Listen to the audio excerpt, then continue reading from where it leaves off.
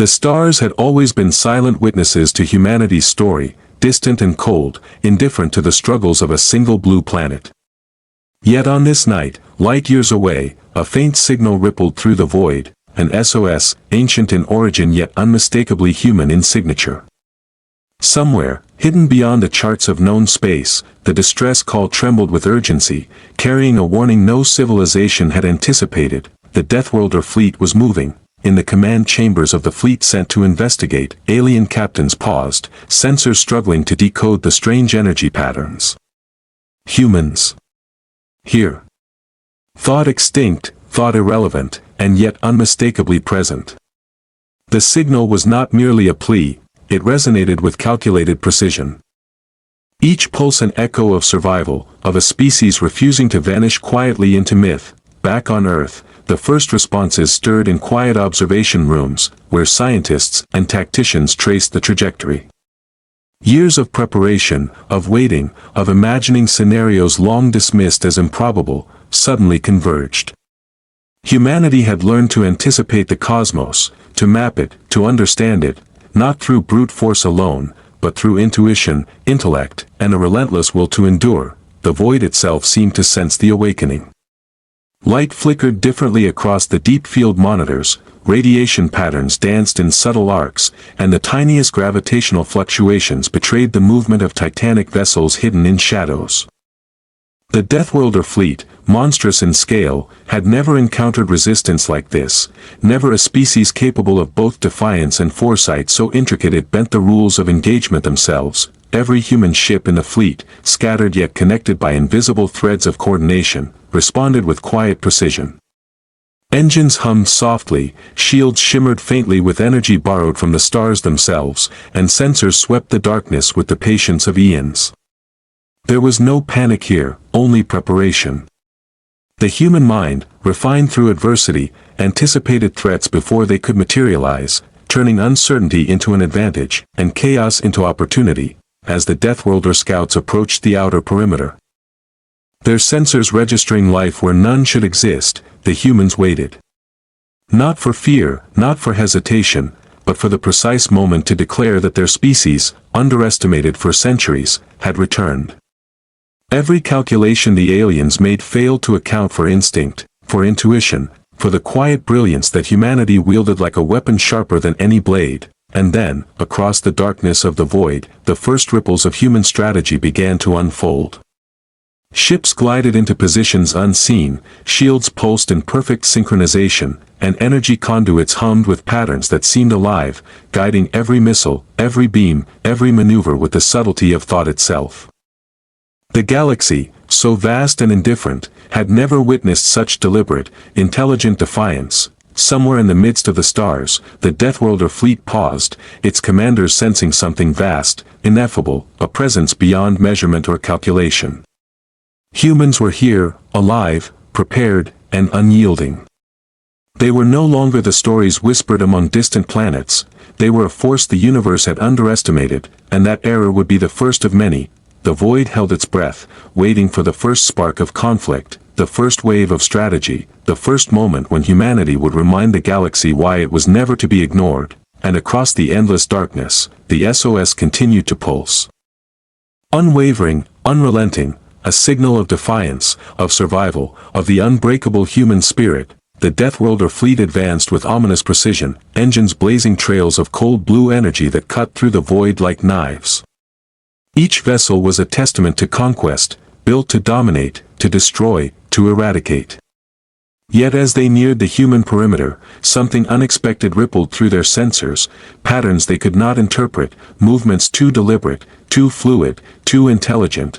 Human ships, fewer in number yet radiating confidence and coordination, shifted silently into formation. Their engines whispered rather than roared, their shields shimmered like the faint glimmer of distant stars. And their weapons, though armed, remained poised, restrained, as if the humans were conducting an unseen symphony across the void. Every vessel knew its role, every crew understood the larger design, and every maneuver was executed with flawless timing. The Deathworlders hesitated. Their scouts scanned, probed, and recalculated, yet the humans appeared everywhere at once, yet nowhere at all. A ship would vanish from one trajectory, only to appear along another, untraceable, unpredictable, and impossible to anticipate. The aliens exchanged signals in bursts of light and sound, their systems struggling to reconcile what logic could not contain, from the flagship of the human fleet. The commanding officer observed patterns no alien could anticipate. Every pulse, every subtle shift of position, every realignment of shields created advantages invisible to traditional sensors. It was not brute force, it was mastery. The humans had learned to use the void itself as a weapon, bending debris, energy, and gravity into instruments of strategy that no algorithm could predict. Small human vessels darted between asteroid fields, trailing streams of calculated energy that disrupted alien targeting systems. Rogue satellites rotated into precise alignment, forming invisible grids of communication and defense. Missiles launched by the Deathworlders found themselves deflected, redirected, or neutralized before they could reach their mark. Every attack was met with anticipation, every maneuver countered before it began. In the midst of this silent ballet, the human crews remained calm. There were no shouts, no panic, no fear, only precision, intuition, and the quiet intensity of minds honed by survival. Centuries of adaptation, of learning to turn disadvantage into advantage, were distilled into every decision, every pulse, every calculated response. The Deathworlders' frustration grew. Their fleet, vast and meticulously coordinated, began to splinter under pressures they could not quantify. Algorithms conflicted, AI systems malfunctioned, and commanders realized that human unpredictability was a weapon in itself. The very strategies that had made them conquerors now faltered against instinct refined into an art form of defiance. Above the battlefield, the void itself seemed to respond. Energy arcs shimmered along invisible conduits, debris floated into patterns that shielded human ships, and gravitational fluctuations nudged enemy vessels off course.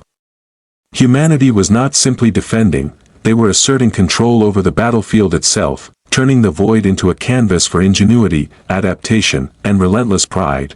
And as the first exchange of fire erupted, not chaotic, not desperate, but precise, calculated, and devastating in subtlety, the galaxy understood for the first time that humans were more than survivors.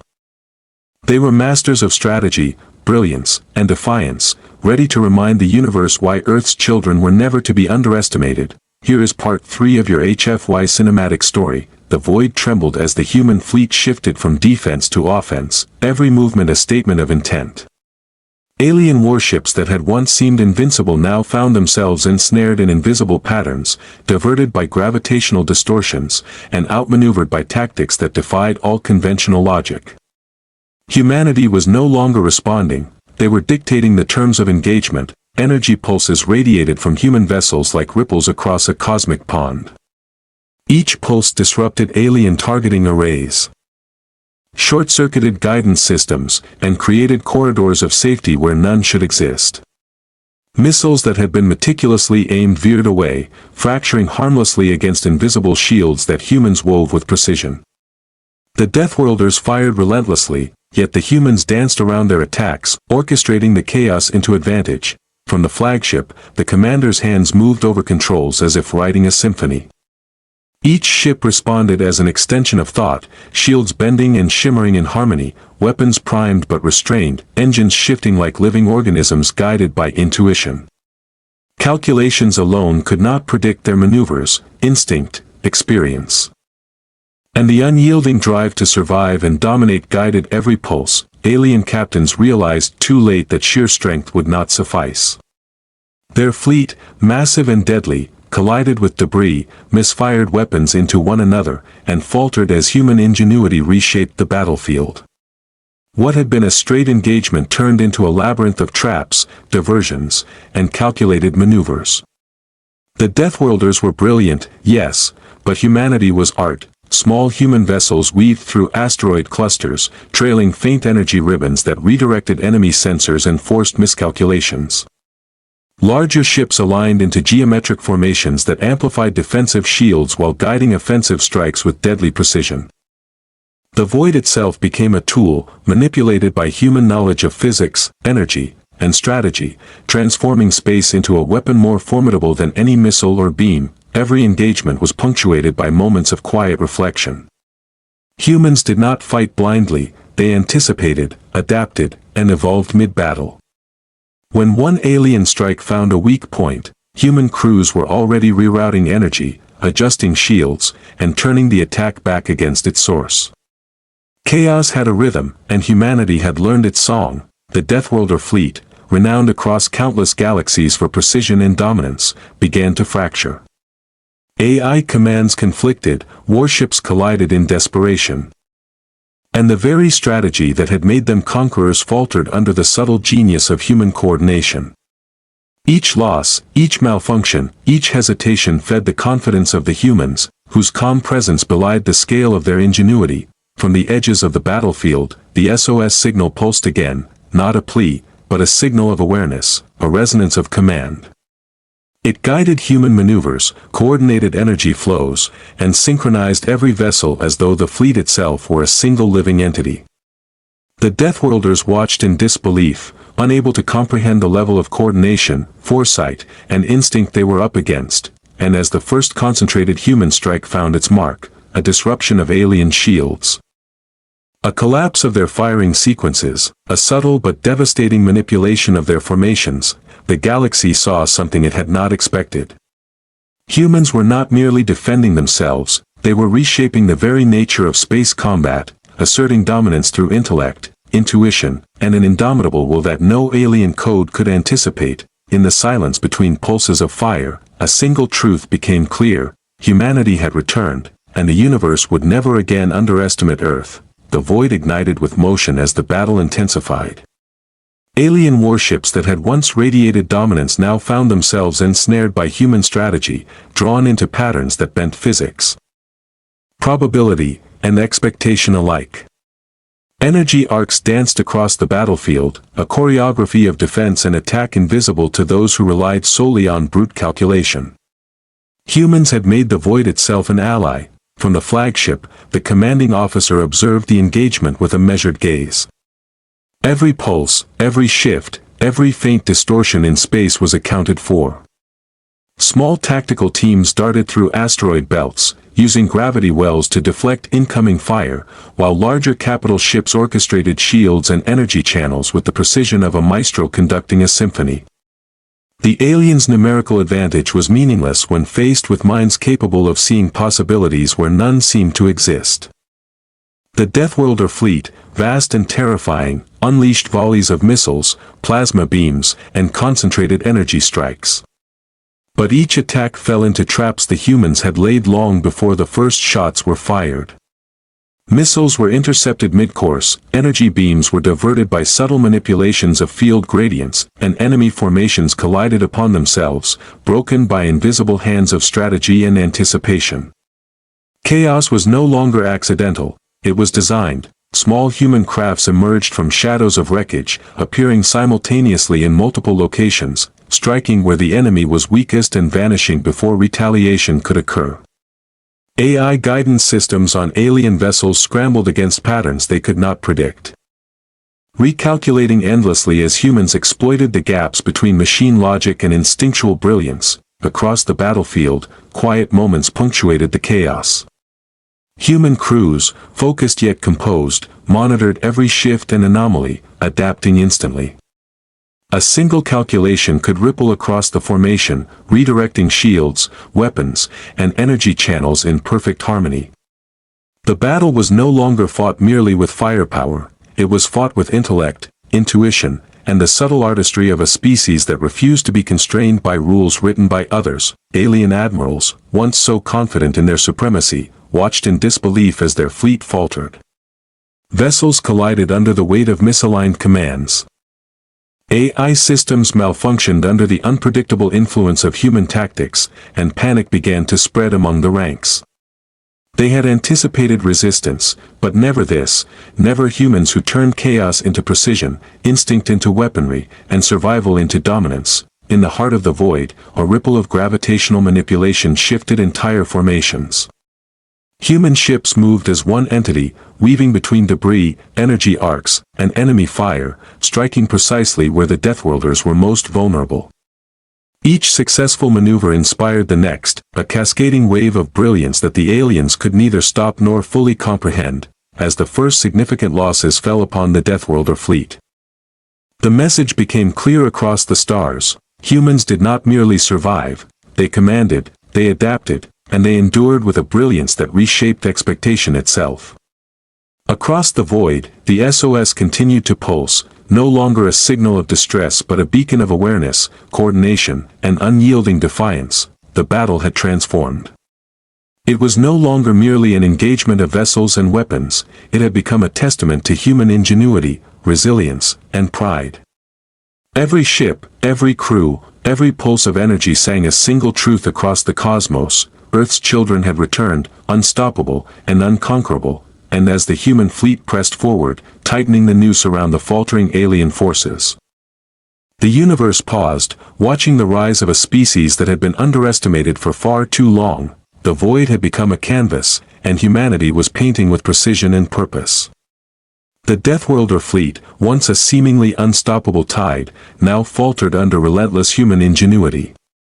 Every alien vessel that had boasted of invincibility now struggled against a species that understood not just the art of war, but the nature of the universe itself. Human ships moved with unerring coordination, weaving through the battlefield like threads in a tapestry of controlled chaos.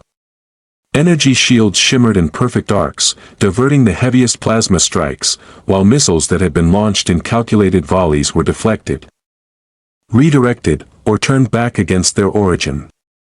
What the aliens had assumed would be their overwhelming advantage became a liability, as their own attacks were used against them. From the flagship, the commander's eyes traced patterns invisible to alien sensors. Each human vessel was a node in a network of strategy, a living organism guided by instinct, intellect, and unbreakable will. When one ship adjusted its course, the ripple affected the entire fleet, creating a dynamic, adaptive formation that anticipated threats before they could manifest. The Deathworlders, vast in number and terrifying in design, began to experience panic. Their AI systems attempted to compensate, but logic alone could not contend with intuition, improvisation, and human creativity in motion. Commanders found themselves trapped between conflicting data, unable to account for the humans' ability to bend space, energy, and momentum to their advantage. Small, agile human vessels darted through asteroid fields, striking isolated targets before vanishing into the shadows. Capital ships released bursts of energy that reshaped the void, creating gravitational eddies that drew enemy vessels off course, slowing, crippling, and scattering them. The battlefield itself had become a weapon, an extension of human will, and the Deathworlders were helpless to resist. And yet, humanity did not rush blindly into destruction. Every strike, every maneuver, was calculated. The humans measured not only victory but consequence, ensuring that each action maximized efficiency while minimizing unnecessary risk. Their restraint, paradoxically, amplified their effectiveness, turning anticipation into a weapon sharper than any beam or missile. Alien morale collapsed as one sector of the fleet faltered, the humans exploiting every weakness with unrelenting precision. Energy conduits redirected enemy fire into collisions, shields amplified attacks against their source, and ships that had been presumed lost returned unexpectedly, their systems intact, their positioning perfect. Humanity's command of the battlefield was absolute. From the edge of the void, the SOS pulsed again, no longer a distress signal but a beacon of command. It synchronized every ship, every weapon, every tactical decision across light years, allowing the humans to operate as a single, coherent force. Every alien attempt to adapt was met with a counter already in place, a trap woven with foresight, skill, and an unyielding resolve. The Deathworlder fleet, famed across galaxies for conquest, began retreating in desperation, their formations shattered, their calculations undone. Humans pressed the advantage relentlessly, not for slaughter, but for control, for demonstration, for a reminder that no species should ever underestimate the descendants of Earth. And in that moment, across the endless darkness, a single truth radiated through the stars: humanity had transcended expectation, surviving against impossible odds, commanding the battlefield, and asserting a presence that the galaxy could no longer ignore. The void shivered under the weight of inevitability. The Deathworlder Fleet, once a storm of unstoppable power, now staggered under human orchestration. Every ship, every maneuver, every pulse of energy reflected centuries of survival, ingenuity, and an unbreakable will. Humanity was no longer reacting, they were defining the outcome. From the flagship, the commander's gaze swept across the battlefield, calculating, observing, and anticipating. A single signal pulsed outward, a precise ripple of energy that synchronized every human vessel across light years. Shields shimmered in perfect harmony, weapons charged in unison, engines moved like a living organism, adapting instantly to every alien attempt at recalibration. The fleet was no longer a collection of ships, it was a singular consciousness, a manifestation of human brilliance. Alien admirals could no longer rely on raw force. Their fleet splintered, misfired, collided with one another, and faltered against tactics that defied logic. Missiles were redirected mid-flight, energy beams were drawn into self-destructive arcs, and the very gravity of the battlefield was manipulated with subtle precision. Every human action compounded the next, creating a cascade of advantage impossible to resist. Small human crafts emerged from shadows, striking at command nodes and support vessels with surgical exactness.